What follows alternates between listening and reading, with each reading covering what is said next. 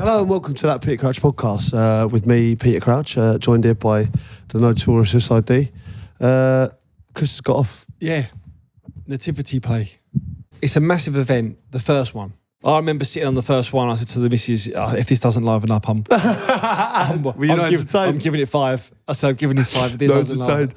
Nah, of course, that's so the reason Chris isn't here today, because his kid's in the, hopefully it's a donkey. Well, that'd be amazing. We're trying to promote that, aren't we, as best as we can. I hope so. But yeah, he's not made it today, unfortunately. We've got Go-Karting coming up, Sids.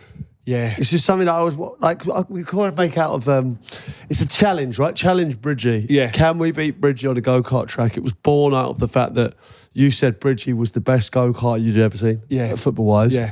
And I said Sammy Hoopier. Let's be honest, Sammy Hoopier has fucked us off. But Bridgey is bang up for it. And I'm getting a load of ex-players, mates of ours. Yes.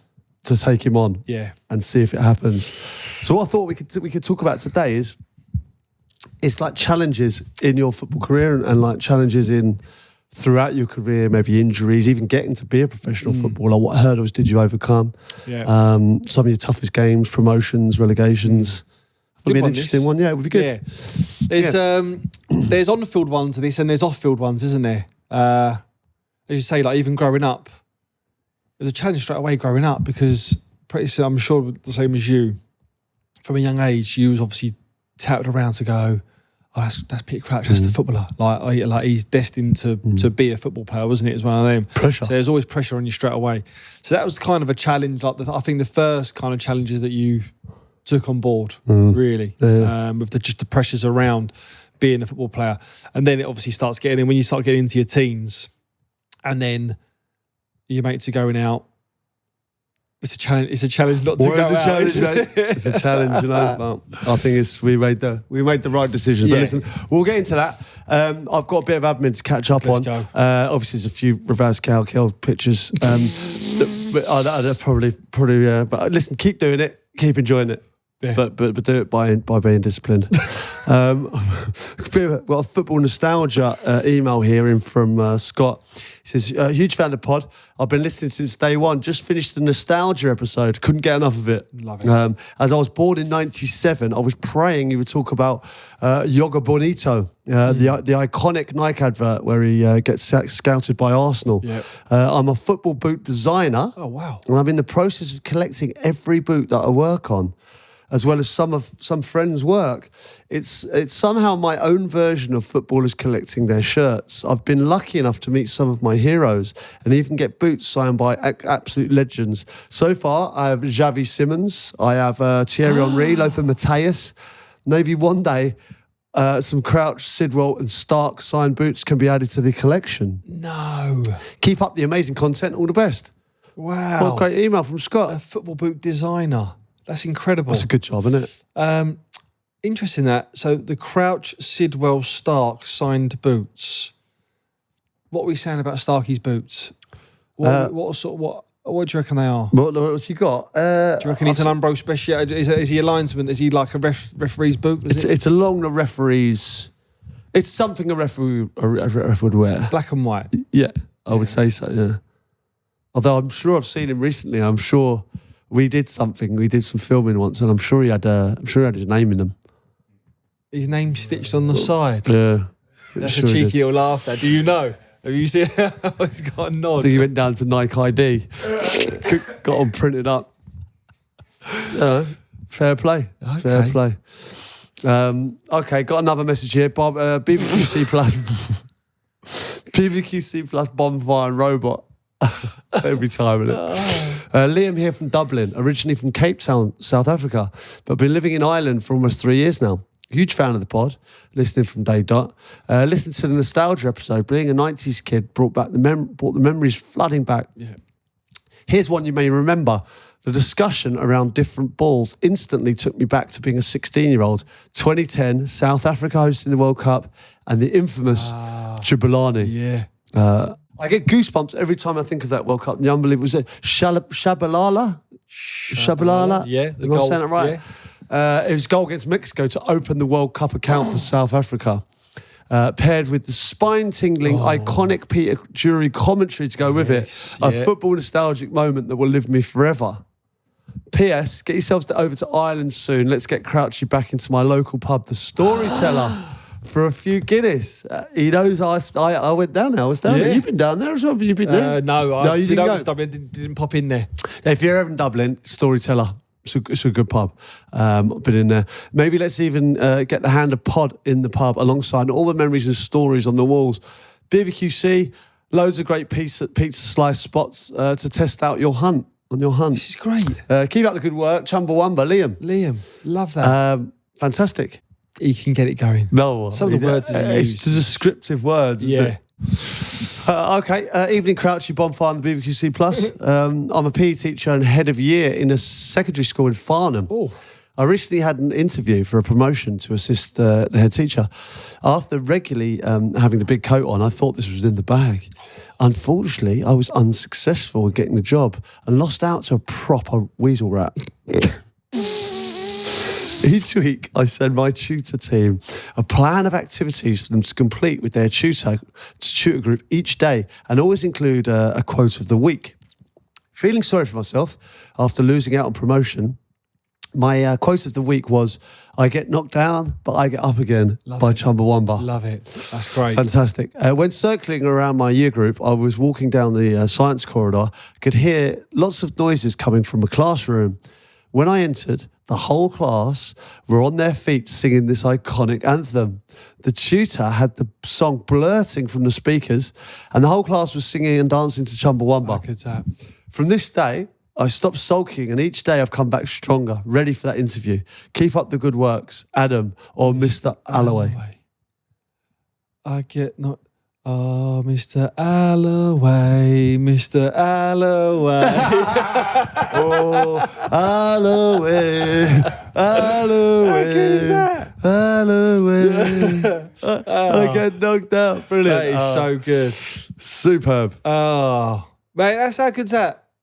Chumbawamba for him. Brilliant Chumbawamba. And I'm glad to see, this podcast, as ridiculous as it is at times, it's vouch for that. informative. And there's a real great message running all the way through it. Okay, so the next time you'll see us, we will be on the go-karting track. Yeah. It's the F1 indoor facility at Tottenham Hotspur Stadium. Yeah. It looks absolutely epic, to be honest. Yeah. Where this all come about, Sids, and why did you call out Bridgey as being the best you've ever seen? If I go, what did this come out? I think this come out on a team bonding episode we done, wasn't it? We said about going out for like Christmas do's, parties, the paintballing, and then the go-karting was obviously one of them. And the story about Wayne Bridge on the go-kart track, I think it was at Sandown, we was at Chelsea on that track, and he was just like phenomenal. Was he? And you know what Bridgey's like as well. You can't, when he's got something in his mind, he's got to win it. And then that was it, wasn't it? I said Bridgey was the best I've ever seen. You quickly followed it up with Sammy Hippier, saying that he could challenge him, and this has got legs. So the Challenge Bridge kind of theme, because we had one on the Crouch Fest, wasn't it? But did one of the guys they have to hang from the bar? What was it? Do you remember hanging from the bar as well at Crouch Fest? So, like the Challenge Bridge is. It's got legs in it. It can go as far as it wants. This could be the start. Yeah. The go-karting. But when we got older, Bridgey, he was bang up for it. He's bang up for it. He's actually invited me down to Sandown. Do you know why? Because he reckons those go about 60 odd miles an hour. They're rapid. They are good. Are they? The first bend is epic. You can literally go around that first bend at 60 and don't touch the brake. And it's like a long sweeping bend. And if you get a little ride behind someone, you can like nip in and go. Really? Like Bridgey was at the back. I swear he was at the back of the grid. He won. Really? Yeah. Relentless. Outrageous. Relentless. That'd be interesting. Why do you think Bridgey is so good? And also, another question for you. Who's the best you've seen, like, footballer at something else? Diego Forlan's playing tennis now, isn't he? Have you seen that? Yeah. Look proper, obviously. Gareth Bale, Harry Kane, I suppose. Two good golfers. Jimmy Bullard. Thomas Gravison. Yeah. At Everton. They're at Celtic as well, I think. At one point, and I think this has come up previously on the podcast as well, he was ranked number 1 at Call of Duty COD. Really? Yeah, in the world. Like he was like a proper gamer. So to think that he was training from 10 till half 1, 2. He must have only ever done that after. And then going home and gaming. He must have had a proper setup. Gaming chair, screens, the lot. Do you know who's one of the best I've ever seen at that? Like Call of Duty? Yeah. Go on. Playing bridge. I was probably is. Unbelievable. No, he really genuinely was. I remember playing with him. Pennant was good, and I used to play with a few lads until I got told to grow up by Herb. Yeah. But I was bang into it as well. It's a good game, that. Yeah. Do you know what? Another one for you. Do you know that pub golf game? I've talked about this before in the pod. The pub golf game with the ball back and forward to it's in the pub. It's a golf game, and it's like it had a ball in it, and you pull it back, and then you have your shot with the ball. In the pub? You ever seen that? No, not in the pub. It's a golf game. Yeah. But basically, it's like a ball. So like if you go off to the left, the ball goes off to the So left. it's not a joystick. So you have to get it's it back. like a. It's like a ball. In the middle, but in the golf game, you pull it back and then push it forward for the shot, and you choose your club. It's a bit like the old Tiger Woods game, but in the pub. Yeah. Gary O'Neill was top 10 in the world. I swear to you. He used to live, I think we were at Portsmouth, and I think the pub that he used to go back there after training and just relentlessly get on this game. Eidos, the game, he used to get a check from him every month. If you're top 10 in the world, you used to get paid. Shut up. So he was moonlighting. He was getting paid by Eidos. Freaking hell. The top 10 in the world. Top 10 in the world, mate. Wow, that is... Unbelievable scenes. I'm sure there's going to be loads. Some will crop up. I'm trying to think of players that are good at something outside of sport, because I know like you can excel at golf or whatever, but I'm going to try and think of some ones where... Do you know Asia and Dazoo used to play at... they're all coming back to me now. He used to be centre-half at Portsmouth, Wigan. Yeah. Iron Big, Dazoo. hard. You know what he does now? No. He's a narcotics detective. Shut up. Is he really? Honestly, yeah. So he's like a... Yeah. He's back in Holland. He's like an inspector. He's like a detective. Oh, my God. I interviewed him once. And he was telling me about it. We need to do it. Have we done an episode on players like just retired and got on to... Weird and wonderful things. I think we've touched it about... we need to. This is. You know why? Because when I did my book, I was finding out what people did after football and stuff like that, like it's weird things as well. Jody Craddock, another one. Was he an artist? Painter. Yeah. He's selling his work and stuff like that. Right. He's an artist. Yeah. Wow. Interesting. Listen, we'll talk about that soon. So we're going challenges, yeah? Well, with challenges, right, I was thinking, right, I might start this with a couple of quick fire questions for you. Right. Yeah? Okay. Hardest opponent you ever faced?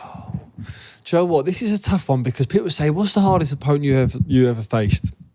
So automatically you come to midfield players, don't we? So for me, it'd either be Gerrard, Lampard, Scholes. They was the main ones in that Premier League era, wasn't it? But for me, when I played like that deep line midfield player, you'd come up like with battles with them, but you'd also come up with like the strikers. Yeah. So more often than not, if the ball come over my head and like it would come into you and you're trying to hold it up, I'm going to the other side to try and get it and sandwich it. Or you've got that number 10 player that would just roam in getting pockets. That was just hard. So as much as I always say in front of me, Steven Gerrard, hands down, although Paul Scholes was, for me, so hard to play against. Gerrard was harder. He was harder to play against because you knew when you come off the pitch with Stevie, like you've got scars and stud marks up your, you've had a proper game. Did you get a couple of naughty ones off him? Yeah. Like we would go in toe to toe, and even if you hit him with your best, he would just get up and ride it, or he would never let on that you've caught him.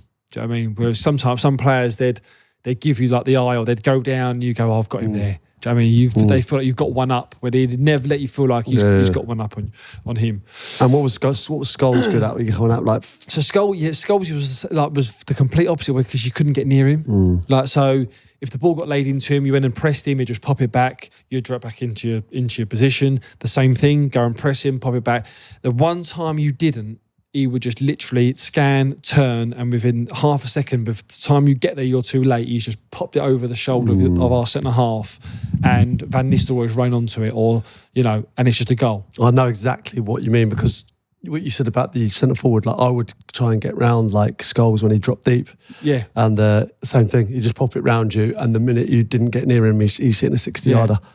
And that like them players, he was even picking up positions where the ball would rotate around one side of the pitch, and he'd just move over to the area thinking, why is he over there? But he's reading 4 or 5 passes in front. So when that ball goes into him, like you'd probably go on the same side of him to know that he's just going to pop it around the corner. You're the shield man, just pop it back into him. He'll go wide, like that ball will go wide, you'll get into the box kind of thing. So them direct players where you're visually seeing them in front, they were them players. But for me, one player that I think doesn't get discussed enough was Luka Modric. Really? Like he would just get in positions where, you know, one of the ones where you'd probably hear the communication between the centre half behind me, my own defender, and me. He's giving me information. So he's obviously marking you, but he's saying to me, Sids, left shoulder, right shoulder, like block the lines off. And Modric was always a player that would just get in an area where, you know, one of the ones where he just enticed you to come to get there. And when that ball gets fizzed in, by the time you get there, he's just take it on the back foot, gone past you, and now he's driving at like our defence now. So I think he's always a player that, like, you look at the amount of Champions League that he's won. Yeah, like, I think he's got respect on his name, but I don't think he's respected enough in the Premier League. Yeah, that makes sense. Yeah, no, amazing. Yeah, I think I totally understand that. Do you play with him? I train with him. Yeah, I train with him every day, and I totally agree. Like, I genuinely never saw him give the ball away. Yeah. I genuinely didn't see him give the ball away. Like even in tight situations, you think he's going to lose it, and he just wriggles out of it. But he was so intelligent, and he gets himself in difficult like areas. Probably didn't score as many goals as maybe, you know, because then you talk about like greats in the Premier League, especially, they're scoring goals, but like, if you know football and understand football, you see what Luka Modric gives the team. Something special. Joe, what's bringing to mind with him is I never ever see him flustered. Didn't matter whether he had 2 people around him, whether the ball was fizzed in and his first touch wasn't great. He was never sort of out, like uncontrol of his emotions as well. So yeah, he was always a challenge for me. Yeah, fair play. What about the toughest away ground? Toughest away ground. Goodison Park was tough. Yeah, tough place to go. Goodison Park was tough. Not so much now, I'd say. Times have changed. But you knew if you come away from Goodison Park and you got a victory, you earned it. The one that I probably enjoyed the least was Selhurst Park, I think. For me. I always just found myself... I scored a couple of goals there, but I always found it like a real difficult afternoon, you know what I mean? Like, it's never pleasant. Yeah. Somewhere lively. Turkey was hard, wasn't it? Did you? Well, you probably played in Turkey quite a few times. I remember playing for Turkey for England under 21s. Yeah. And it was packed out hours before the game. And like I think I was 20. I think I was 20. I remember looking in the crowd and a fella like doing this to me. And I'm like... Slicing the throat. Didn't sign up for this. I didn't sign up for this. I only come to play football. So Turkey was always tough. Yours? Yeah, Turkey as well. I really enjoyed those games. The most difficult places, like I say, Selhurst Park probably was like in the Premier League, I think, but like atmosphere-wise, but I think I actually found like lower down the leagues. I want to say QPR. Harder, you know? QPR was tight because they were on you. I used to love QPR. Like obviously I played for them, so it's slightly different, but for the away fans, I suppose, for the away players, it might be difficult. But now I'm talking about like when I went to Dulwich Hamlet and like you'll go into like these places and you can hear everyone. Yeah. Like in some ways that's worse than playing for England because you can't hear anyone. No. It just seems like a sea of noise. When you go like near the corner flag and someone goes, "Hey, Crouch, shit, what are you doing here?" or whatever, you know, they're the ones that kind of hurt. Yeah. You're like, oh, fucking hell, mate. And you look up and he's like literally holding a plastic beer as well, isn't he? Because they can drink down there. Yeah, there's no comeback from that, is there? So, challenges as well. I'm thinking going back to like Youth Cup, they're not competitions. So the FA Youth Cup was probably the first. Your first one was probably the Milk Cup, wasn't it? Milk Cup, because I was 15, and then it would have been into the FA Youth Cup. So for me, the FA Youth Cup was the first real challenge where it meant something. Do you know what I mean? Where there was a bit of pressure on there. You're playing the best teams up and down, in and around the country. And again, being Arsenal, the pressure was on us to win it, really. So I think that was... And you did win it, though? We won it back to back. Yeah. We had to drop it in. Amy Winehouse. B2B. So yeah, I think that was for me the challenge which set me on to experiences to then go like, right, what's it going to be like going further up the... So dealing with that pressure like really early like that, because that's a big competition to win. Like because then everyone stands up and takes notice. If you think like the whole of the country is like, these are the best young players in the country, and everyone knew it, didn't they? As well, you're like, everyone knew who won the FA Youth Cup. And then it was on TV as well. So it's a massive, probably the first time. Definitely the first time I played on TV. What was that like for your family and everyone? Oh, it was good. What happened? Like, did everyone come to the game? I think we had about 25,000. Oh, really? Highbury. Yeah. Everyone was there. It was on Sky. Martin Tyler commentating. Really? Yeah. Oh, God. Yeah, so it was massive. He'd come down to the training ground before, actually, to do a bit of homework. So to understand the players? Yeah. So having a sit down. I remember sitting down having a chat with him. It was like, he was God, wasn't he, then? But yeah, we the first year we beat Coventry in the final, and then the second year we done Blackburn. Wow.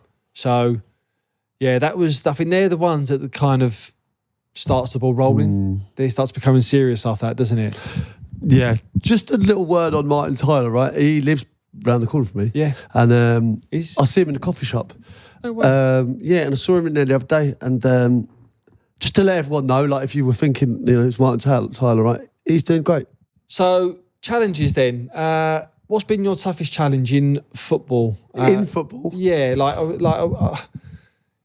was it like, you've not really been one for injuries, but was it competitions? Was it playing for the country, playing for England? Was it the pressure? Was it the challenge of being at Liverpool, trying to deliver league titles? All of those things, I think. I think the biggest thing is probably what's, which we probably don't talk about as much, is getting there. Yeah. I think there's so many challenges, isn't there, along the way? And I think probably the biggest challenge for me was convincing people that, because I look different, and I think convincing people that actually I could play. Yeah. And I think I had to change everyone's opinion every time I stepped on a football field. Yeah. And I think it's probably my proudest moment as well, is achieving that, actually achieving the fact that, changing kind of every level I went up, proving people wrong. Yeah. And kind of that's probably my biggest achievement, but it was also my biggest challenge. Yeah. I found it tough at times, and certainly coming through the ranks was hard. And I also needed really, really thick-skinned managers who would give me the chance to go, do you know what, he's good enough, even if I was struggling at times. Those managers believed in me, the youth team managers that believed in me, and then the greatest challenge I've overcome was kind of changing people's opinion, and that starts with their own manager. I think quite a lot of young players don't get through now because the manager's too scared to play them, because their job's on the line, isn't it? And you're like, but thankfully my managers stuck by me in difficult times and gave me confidence and belief to be able to go on and achieve what I did. That come out, didn't it, in the documentary you done? Yeah. I think more so than ever. Yeah, because obviously people think, they look at you and the perception, happy-go-lucky, I'm having a good time. joking, yeah, exactly right. Really, to get there, and there's a lot of pitfalls as well along the way, isn't there? Like we said, we touched on briefly at the top of the episode, like even just the commitment and discipline, with all your mates going out. It's hard because you're young, you're 15 to 17 or even up to 19, 20, where they're all out and you just want to live that life. But you're sacrificing to go, no, I'm going to stay in. How did you do that, Sids? How was your path through, and what was the biggest dangers and the hardest things you came up against? Yeah, I had good friends. that they was obviously out every week. Like, don't get me wrong, and they would always be like, at the start, it'd be like, "Oh, come on, you can come for this one," and they realised that it was never going to happen. So were you disciplined in there? Were you enjoying yourself by being disciplined? I was totally disciplined. Were you? Yeah, no, I was, because I knew that it was a big opportunity as well. So, and obviously with the sort of upbringing with my mum and dad, and that kind of, you're only going to get one chance. Were they good with you, mum and dad? Yeah. Don't get it wrong. Like, it was tough, but whenever they give me a chance for me to take, a yard, not an inch, then they'd let me do it. But yeah, for me, it was the same thing. I wasn't the best in my age groups, so I was the same as you, having to sort of stick two fingers up at people along the way to go, no, I'm capable of making it. And that thick skin, when you get there, you have to have it right. Yeah, you do. So, what about like games when you have made it right? What game did you go into feeling the most pressure? Was it a promotion game? Was it a potential relegation shout? Was there a FA Cup game? What was the one where you felt this is bigger than normal? Yeah, I think that has to be when I signed for Chelsea. Yeah. Because I come through Arsenal, so it was installed in you about winning, and we've got to win trophies. Then you're in out the first team, so you get a sense of it, because they was going for the league title as well, 98. But then when it's you, and then when I went to Reading, got promoted, and went to Chelsea, then it's a case of we need to win every week. So that challenge there is set. And is set from within the dressing room. So whether it's John Terry, Frank Lampard, Didier, from the manager, from Jose, or then even from up above with Roman Abramovich. So for me, that level of jumping from Reading, no disrespect, to Chelsea. Was that just was that pressure like every day? But yeah, honestly, the lads were just at it in training. I'm talking every day. It was just a fight to get the best out of each other. And what blew it for me was, even did we draw? We drew to Fulham at home earlier on in the season. And I remember JT and Lampsey going, like, dropping points, and Man U would win. It was always sort of Chelsea Man U then. It was like, it's tough now to gain margins back. So there was no room for error. So again, I'm thinking, wow, every week relentless. Now is relentless. So that was me for the one that I was like, that took me back a lot. I was like, wow. And it took me a while to get used to that. Was that mentality there? Like, I know recently you would have known as well, a few people we know, they played at Chelsea training ground, so someone's paid a lot of money to play with Joe Cole, John Terry, Ashley Cole, Frank Lampard, Zola. And they beat them, the legends, beat the lads who've paid to pay 18-1. I think it was 18-1. Yes. I remember speaking to Joe, and he was like, well, they've paid a lot of money to be here, all these legends, all Chelsea fans. Obviously a great day for them.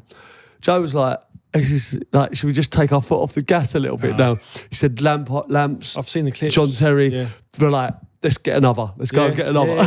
Yeah, honestly, it is. Like when they're through, finish, Coley. Finish. Yeah. So as I was saying, it's just in you, or it's not. You don't lose it, do you? You don't lose it, yeah. So, and you think about these, they're young lads that went and played as well. Some of them are a few young lads. The players are a little bit older now. Yeah. I reckon they might have gone there and gone, we might get one over on them today. We've got a chance. 18-1, absolutely dominated them, absolutely destroyed them, sent them home. It was exactly the same sort of back then. But you must have had that. I remember you saying when you was there, like with Stevie and Cara, you was trying to impress Stevie, and like again when you was there, you was all about winning the Premier League title or the Champions League as well. Yeah, just relentless kind of pursuit of success, and like I also felt that those players didn't enjoy it as much. They just always on the next thing. But that's what made them kind of elite level players. I think with regards to the pressure, I definitely felt it more than any other game in the World Cup. The first game against Paraguay 2006. That, and I remember we played Chelsea in the semi-final of the Champions League. We were 1-0 down back at Anfield. And you know, obviously I was starting in the game as well, starting in both of those games. So starting in the World Cup first game. But even in the changing room after, it didn't feel like a normal dressing room that and I don't know how you kind of change that, but it definitely felt. I'd played lots of England games before that game, and then I played that one, and all of a sudden we did a huddle. We'd never done one before.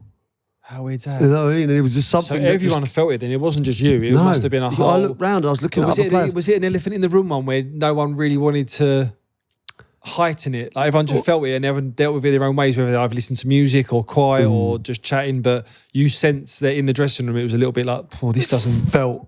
It felt bigger than any other game we played.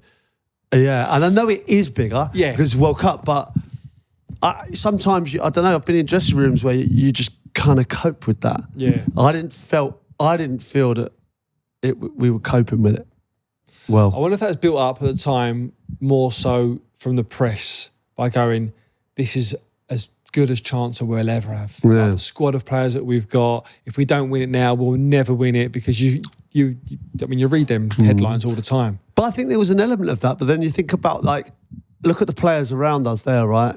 Rooney, Rio, John Terry, Lampard, Gerrard, Michael Owen. They Ashley Cole, they've dealt with pressure. Do you know what I mean? Like, I look around there and I think, like, how much pressure have these boys been under, like, in their lives, and they've come through it and they've been the players they are. But in that game, I felt like I didn't think everyone was coping with it. It didn't feel as relaxed an environment as other games. Yeah. Who was manager then? Sven. Yeah. Looking back, could he have? I don't know how he dealt with it. Did he deal with it the right way, or do you think he could have come in and done something a little bit different? But he was brilliant under pressure. Do you know what I mean? He always seemed calm. He was very calm. I don't think anything kind of overawed him. But I don't know. I think I don't think it comes from a bad place. I think it's genuinely is like we wanted it so much. Maybe we wanted it too much. Do you know what I mean? Maybe there was sometimes when there's a lack of care or a lack of kind of understanding of how big it is. Sometimes players just play and enjoy it, and that's how you win games. Yeah. How would you feel, Sids? I'm thinking about the next generation, right? And I'm not thinking about players who are coming through in football now. I'm thinking about your own kids. Yeah. Like, your boy obviously plays football now. Yeah. How is that for him, and what advice have you been giving to him? So he's really open with me. We've got a really good relationship. He asks me everything. Is he really inquisitive? Is he tap into what you know? Yeah. Loves it. Brilliant. So we could be watching a game and he'll be like, why has he done this? And even he'll go to me, did you see that? And I miss some stuff. So we've got a great open relationship with that. But he's had pressure. So my eldest, Harry, he come through at Fulham. He was naturally football from day dot in the nappy. So from growing up, being at Fulham as like early from whatever, 7 to 12, 13, and even them silly ones where going to family barbecues or gatherings and someone goes, oh, he's the next one in line, is he? Or you're going to be as good as your dad. And you laugh it all off at the time, but I think all them sort of snippets probably put a little bit of pressure on him. Do you know what I mean? Just kept. Well, how is it for like someone like, certainly when he's at Fulham, right, and his dad's played in the Premier League with Fulham? Yeah. Like, how is that for him? How's he? Yeah. Well, at the time, it didn't faze him. I mean, he went through a spell where he got released and then went into AFC Wimbledon, where he is now. But I still think now he's got the pressure of. Obviously, just the name on the back of his jersey, straight away, it's a case of, right, he must be good. People recognise that, yeah. He must be good. Obviously, he's the son of a football player, so the genes must be there. So he's got to live up to an expectation where it's uncalled for, isn't it? Because it's not his doing. So it's hard to watch that, but he takes it in his strides, believe it or not. And I think a lot of youngsters do. I think especially nowadays, a lot of them can just bat things away. They're quite robust. Kid, you're playing that with yours as well. Yeah. Well, my little girl at the moment, she's 30, but she's started playing tennis now, and she really enjoys it and stuff like that. And obviously she's it's not like elite level yet, but she's enjoying it and she's doing really well, and she's getting better every time. You know?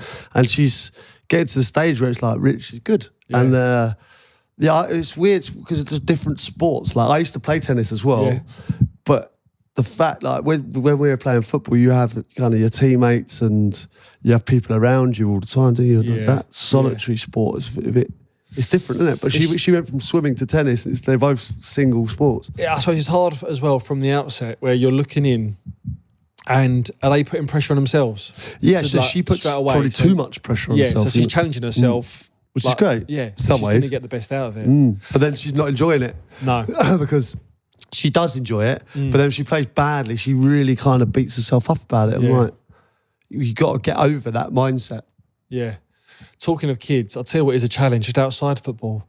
Fucking breakfast time, my house. It's like Home Alone. They're like when they're going to the airport. I'm not even joking. I said that about my house the other day. Wow.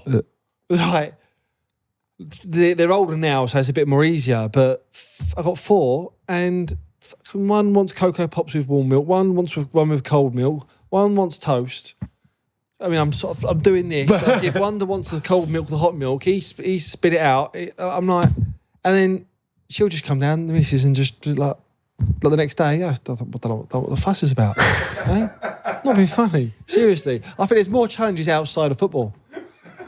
Hey, seriously, I'm talking like Christmas Day. Yeah. Presents, building a bike. You know when that one comes the day before Christmas, you got your bike. Hey, you need to build it. No, fucking hell, that does my head in that. Eh?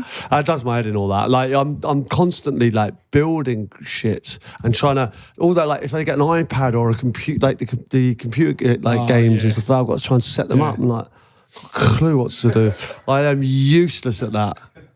I tell you what, it's a challenge, right? And I think she does this on purpose, my missus. She'll strip the beds, right?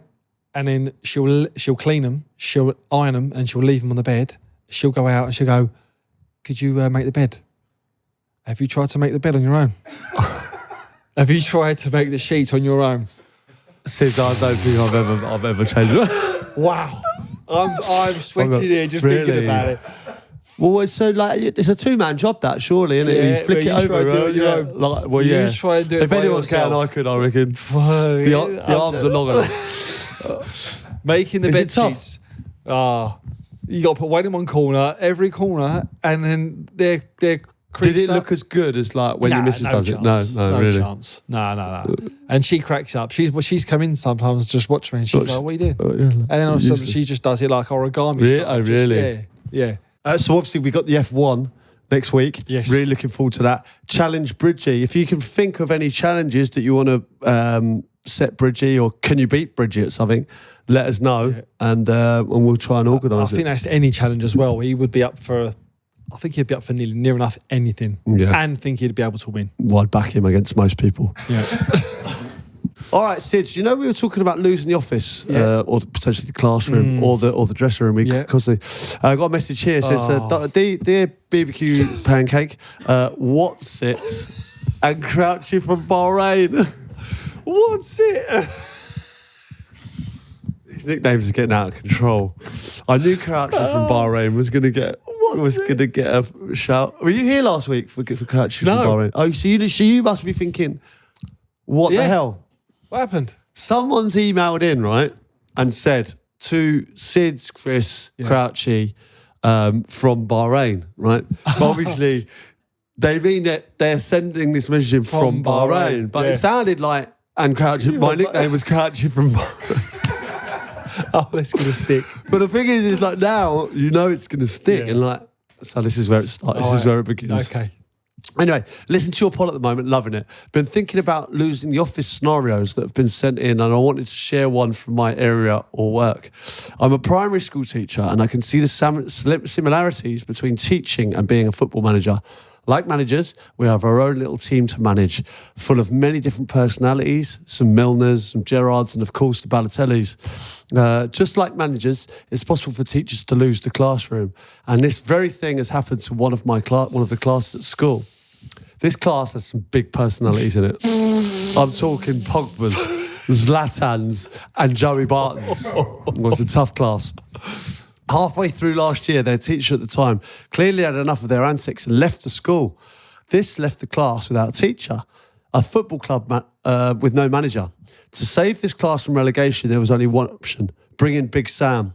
So that's what the head teacher had to do. Guys, is this an interim manager? 1 week after the teacher left, in stepped the most senior and experienced teacher in the school to take over.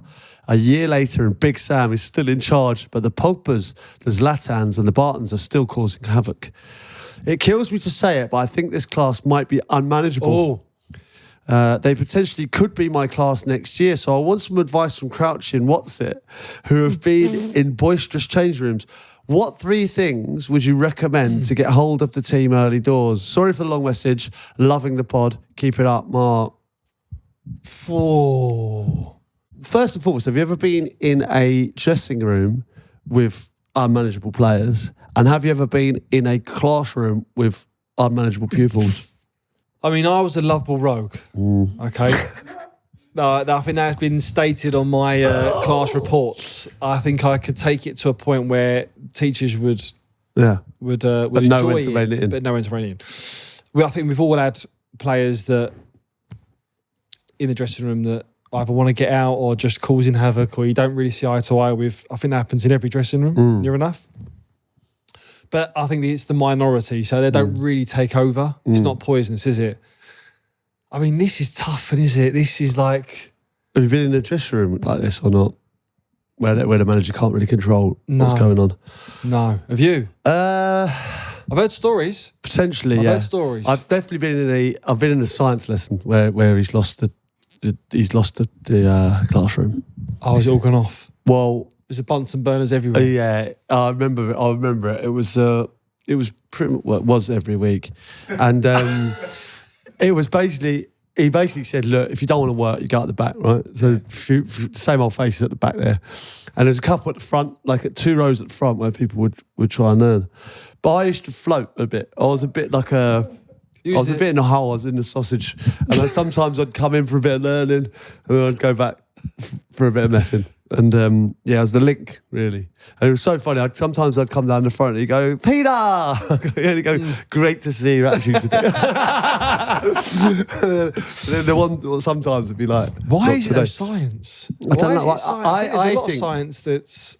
I think with science is the teacher sometimes is so intelligent, they're not always very good with people. Yeah. I think, he can tell you how to mix potions and make... what's something else? Yeah. But he can't tell you to fucking sit down. Yeah. Yeah. I correlate science, walk into a science classroom like touching down in Vegas. where you walk through that science door and it's like all hell breaks loose. The shackles are off. But it's only in science, isn't it? It's not in English, it's not in maths. No. All right? But you walk through that science door and the Bunsen burners are going, you're like, it's going off. It is. You never know. You never know what could happen in science, do you? Some of my best lessons ever, it's science. so good. Oh well. So he wants... what do you do? I know what you do. I reckon you go... I mean, this is make or break. Right. Do you know what Troy Deeney told us it? Where Sean Dyche came to the club and he said, look, Troy, you're the captain. You're the kind of talisman, score the goals. I'm going to come for you the whole way through the training session. But just to let you know, obviously, this is how I'm thinking, whatever. You should just go with it. Anyway, so he got to the training session and he's hammered him the whole way through. And all the lads are like, whoa, if he's hammering Troy, he's not messing about, this fella. Yeah. Like, we better rein it in. Yeah. So I think you pulled Joey Barton or Pogba in your class and you say to him, look, I'm going to come for you today, but you be a good boy.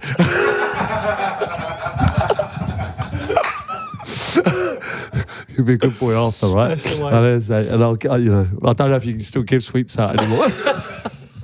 It's 2024, but if you just say to him, I'll get a little merit or whatever, and give you a glowing reference, and then you just come for him whole game, the whole lesson. And I think I think a lot of the class will take note. Yeah. So I remember this now with Troy. So you need them on board as well. So they're going to go to you. Like, are you having that? Are you taking that from him? So and if he goes, I respect him. Whoa. The wall. Respect. So the big boy or girl in the class, you rein them in straight away. You get them on side and get the others to go. Ooh. It's the Troy Deeney School of Thought, Mark. So go with that. Right, got a message from Carl here.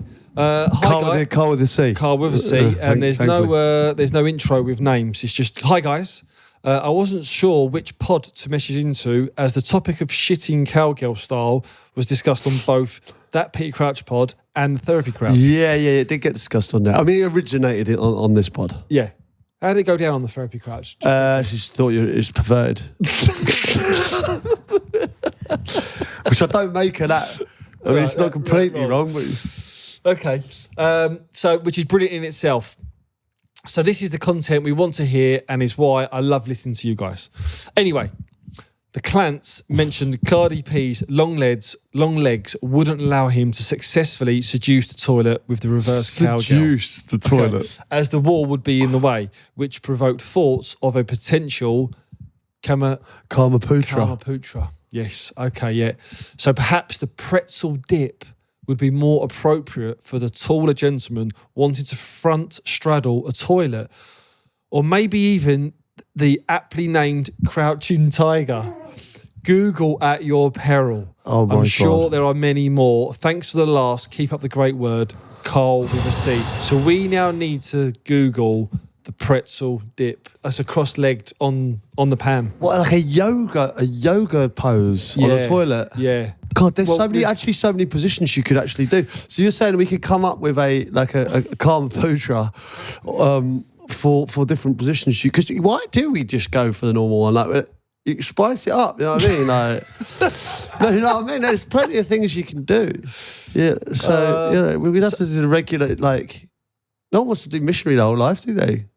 I get it. I mean, the squat shit, it's not about that. I mean, that's dangerous, because the toilet seat could go anywhere. Dangerous, yeah. I'm assuming we've for the viewers, we've tried to Google pretzel dip shit technique. I imagine it's like the Erling Haaland celebration. Cross legs, sit on the pan. Cross legs, yeah. And just let it flow. All right, well, let us know. Try cross legs, reverse cowgirl. Just let us know how you get on. Okay, I'm going to finish with the car 11 if that's all right. Just because we got the Go-Karting next week. In goal got Jordan Pickford, Marco Maserati, nice. Polo Torre. Oh yeah, that's good. Homage to my Volkswagen Polo back in the day. Yeah. Jamie Carragher. Yes. John Joe Shelby. Oh, that's a nice one. Zinedine McGann. I like that. Peugeot Cole. Aston Martin Odegaard. Steve Speedwell. Yep. Lovely. Erling Haaland Rover. Oh, nice. Wayne Subrunio. Subaruni. Nice. Bench David De Gea. Micah Richards. Hu Mini Son. Kia Havertz. Oh, good. We've got Audi Maria. Alexis Sanchez. Literally Alexis. Ricky Lambertini. And the manager, Rafa Benitezla. I like that. Lovely. That's from Sam Cole. Fantastic. Nice. Excellent. Oh, do you know what we used to say when you had no car and you had to get public transport? Roberto Carlos. Roberto. He said, can you give us a lift? I'm Roberto. I am actually Roberto at the Are minute. you Roberto today? Yeah. Oh, yeah. Yeah, all cars are down at the Sidwell residence. Are they? I had to borrow someone's. Oh, yeah. Well, you could drive around to mine the other day, didn't you? Yeah, you see it. It's hard to drive that, It's hard to drive that. That's really hard. It's hard being, to be honest, it's hard being Roberto. All right, Sids, that's the pod over, but next time we'll be on the track. Picking it up, May the best man win. Are you fancy yourself? Listen, I don't know if I'll beat Bridgey, but I reckon I'll be in the mix. Okay. Bring them pointy elbows. I will do, yeah. But I'm looking forward to it, you know. Thanks for Tottenham Hotspur for having us. And, the F1 kart day. Lots gone into this. Yeah, loads. So hopefully racing's the winner. Fact. All right, we'll see you next time.